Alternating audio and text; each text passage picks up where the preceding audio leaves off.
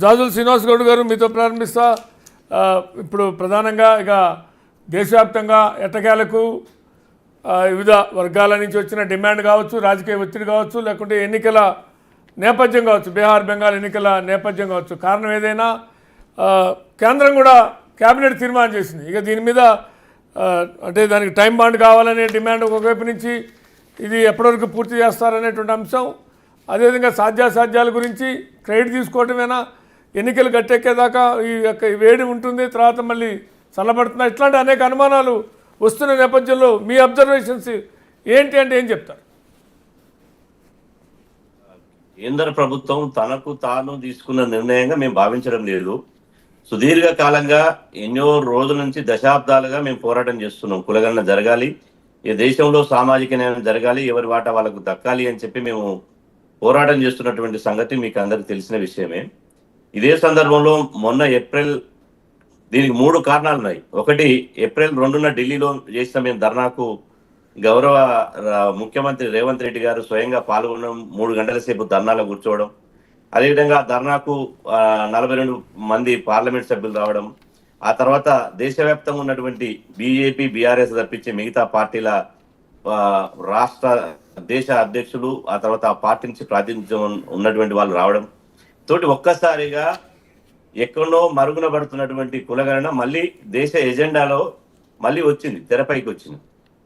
ఆ తర్వాత కులగణన చెయ్యము, దేశ సమగ్రత దెబ్బతింటుందని చెప్పి కేంద్ర ప్రభుత్వం సుప్రీంకోర్టుకే ఏకంగా అఫిడవిట్ ఇచ్చింది.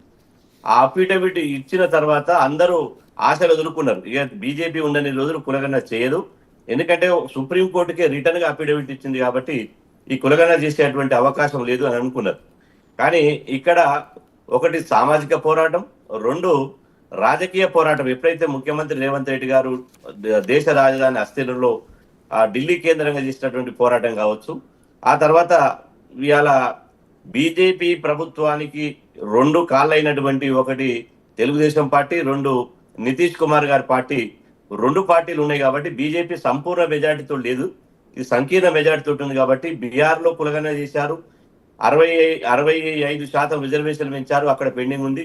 రేపో మాపో ఆంధ్రప్రదేశ్ లో కూడా చంద్రబాబు నాయుడు తమ ఎన్నికల మేనిఫెస్టోలో తాము అధికారంలోకి వచ్చిన తర్వాత బీసీలకు 34% లోకల్ బాడీ ఎన్నికల రిజర్వేషన్లు పెడతామని చెప్పి వారు కూడా చెప్పడం జరిగింది. కులగణన చేస్తామని టీడీపీ మేనిఫెస్టో కూడా చెప్పడం జరిగింది. అదేవిధంగా రేపో మాపో మళ్ళీ బీహార్లో ఎన్నికలు ఉన్నాయి, ఆ తర్వాత యూపీలో ఎన్నికలు ఉన్నాయి, ఆ తర్వాత తమిళనాడులో ఎన్నికలు ఉన్నాయి. ఈ ఎన్నికలు జరిగే రాష్ట్రాలు పూర్తిగా ఇలా ఒక సామాజిక చైతన్యం ఉన్నటువంటి రాష్ట్రాలు కాబట్టి ఇక్కడ బీజేపీ ప్రభుత్వం అనివార్యంగా దేశవ్యాప్తంగా కులగణన చేస్తామని ముందుకు వచ్చింది. ఇక్కడ మేమేమంటున్నామంటే ఇల్లు అలకగానే పండుగ కాదు, కులగణన చేస్తామన్నది ఎన్ని రోజులు చేస్తామని చెప్పలేదు. ఆ తర్వాత కులగణన చేసిన తర్వాత దానికి గైడ్ లైన్స్ ఇలాంటివి ఉంటాయి. ఆ తర్వాత కులగణన చేసిన తర్వాత ఆ వివరాలు వెల్లడించాలి. 2011 అప్పుడు యూపీఏ ప్రభుత్వం కులగణన చేసింది. కులగణన చేసిన తర్వాత యూపీఏ ప్రభుత్వం 2013లో అధికారం పోయిన తర్వాత బీజేపీ గవర్నమెంట్ వచ్చింది సెంట్రల్లో. అప్పుడు నిపుణుల కమిటీ వేశారు, అంటే ఈ కులగణన వివరాలు బయట వెల్లడించడానికి, పబ్లిక్ డొమైన్ లో పెట్టడానికి నిపుణుల కమిటీ వేశారు. ఆ నిపుణుల కమిటీ నీరు చేసి ఇంతవరకు రిపోర్ట్ లేదు. కాబట్టి ఇది కులగణన చేస్తామని సూత్రప్రాయంగా కేబినెట్ తీర్మానం చేసింది. దీనిని అమల్లోకి తీసుకురావాలి, కులగణన సంపూర్ణంగా ఇలా చేయాలి, సైంటిఫిక్ గా చేయాలి. ఆ తర్వాత కులగణన వివరాలు వెల్లడించాలి. కులగణన వివరాలు వెల్లడించిన తర్వాత దాన్ని జనాభా దామాషా ప్రకారం రిజర్వేషన్లు ఇస్తామనాలి. కానీ బీజేపీ నాయకులు చెప్తున్న, కేంద్ర ప్రభుత్వ పెద్దలు చెప్తున్నది ఏంటంటే కులగణన సంక్షేమ పథకాల అమలు కోసం వెనుకబడినటువంటి కులాలకు ఇంకా ఎలాంటి ప్రణాళికలు రూపొందించాలి, ఎలాంటి అభివృద్ధికి చర్యలు తీసుకోవాలని చెప్తున్నారు తప్ప ఇలా రాహుల్ గాంధీ గారు చెప్పినట్టు రాహుల్ గాంధీ గారు స్పష్టంగా చెప్తున్నారు కులగణన దేశంలో చేయాలి, ఆ కులగణన రేషియో ప్రకారం, జనాభా దామాషా ప్రకారం ఎవరి వాటా వాళ్ళకి ఇవ్వాలి, సంపద పంచాలి, రాజకీయ వాటా పంచాలని రాహుల్ గాంధీ గారు క్లారిటీగా చెప్తున్నారు. ఇప్పటి వరకు కేంద్ర ప్రభుత్వ పెద్దలు కానీ బీజేపీ ప్రభుత్వ పెద్దలు కానీ బహిరంగంగా చెప్పడం లేదు, సోషల్ మీడియా వేదిక వాళ్ళు ట్వీట్ చేస్తున్నారు, అప్పుడు కూడా చెప్పడం లేదు. కాబట్టి ఇలా స్పష్టంగా కేంద్ర ప్రభుత్వం చెప్పాల్సినటువంటి అవసరం ఉన్నది. లేకపోతే మళ్ళీ 2011లో చేసినటువంటి కులగణన ఏ విధంగానైతే అబాస్ పాలైందో రేపు వీళ్ళే కోట్లలో కేసు వేయించేసి ఇలా వీళ్ళే మళ్ళీ అడ్డు తగిలేటువంటి ప్రమాదం ఏర్పడుతుంది. కాబట్టి ఖచ్చితంగా కులగణన అనేది రాజకీయ కోణంలో కాకుండా సామాజిక కోణంలో చూడాలి. ఇలా కులగణన అనేది మేము మొదటి నుంచి చెప్తున్నట్టు కులగణన ఈ దేశంలో ఇలా మా సోదర ఎస్సీ ఎస్టీలకు జనాభా ప్రకారం రిజర్వేషన్ ఉన్నాయి, అగ్రవర్ణాలకు కూడా జనాభా ప్రకారం రిజర్వేషన్ ఉన్నాయి. ఈ జనాభా ఉండి కూడా జనాభా దామాస్ ప్రకారం రిజర్వేషన్ లేనటువంటి వాళ్ళు బీసీలే. కాబట్టి బీసీలకు ఇలా జనాభా దామాస్ ప్రకారం రిజర్వేషన్ అందాలి. ప్రధానంగా ఇక్కడ ఏంటంటే రాహుల్ గాంధీ గారు దేశవ్యాప్తంగా ఎప్పుడైతే ఈ నినాదాన్ని తన భుజానికి ఎత్తుకుని ఇవాళ దేశంలో కులగణన జరగాలి, ఎవరి వాటా వాళ్ళకి దక్కాలని వారి కులగణన ఎత్తుకోవడం, అందుకు తగ్గట్టుగానే రాహుల్ గాంధీ ఎజెండాను తీసుకొని ఇవాళ ముఖ్యమంత్రి రేవంత్ రెడ్డి గారు తెలంగాణ రాష్ట్రంలో కులగణన చేయడం, ఆ తర్వాత అసెంబ్లీలో బిల్లు పాస్ చేయడం, దాన్ని గవర్నర్ ద్వారా ఒప్పించి ఢిల్లీ పంపించడం మూలంగా కేంద్ర ప్రభుత్వం మీద రాజకీయంగా తీవ్ర ఒత్తిడి వచ్చిందని చెప్పి మేము భావిస్తున్నాం.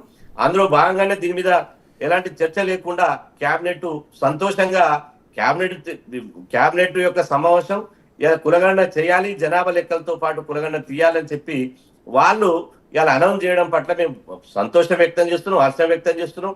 గౌరవ ప్రధాని నరేంద్ర మోదీ గారికి ధన్యవాదాలు తెలుపుతున్నాం. ఇదే సమయంలో ఈ ఇక్కడ ఇంకొక అంశం కూడా ఉంది జాదవ్ శ్రీనివాస్ గౌడ్ గారు, అంటే 50% అంటే జనాభా లెక్కల ప్రకారం కనుక తేలితే ఆయా రాష్ట్రాల్లో బీసీలన్నీ ఒక రాష్ట్రంలో ఎస్సీలు ఎక్కువ ఉండొచ్చు, ఒక రాష్ట్రంలో బీసీలు, ఒక రాష్ట్రంలో ఎస్టీలు ఎక్కువ ఉంటారా అనేటువంటిది అంశం ఒకటైతే, మరి దీని వాళ్ళ వాటా ప్రకారం రిజర్వేషన్లు ఆయా రాష్ట్రాల ప్రకారం రిజర్వేషన్లు పెంచాలా, దేశవ్యాప్తంగా సీలింగ్ ఎత్తేసి రాష్ట్రాలకు స్వేచ్ఛ ఇవ్వాలా, ఎందుకంటే తమిళనాడులో ఇచ్చినట్టుగా పెంచుకోవడానికి ఏంటి అనేటువంటిది కూడా ఒక అంశం.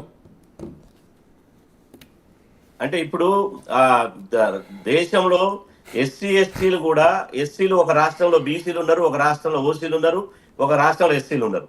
ఎస్టీలు చాలా రాష్ట్రాల్లో ఓసీలు ఉన్నారు, చాలా రాష్ట్రాల్లో ఎస్సీలు ఉన్నారు, ఎస్టీలు ఉన్నారు, బీసీలు ఓసీలు ఉన్నారు.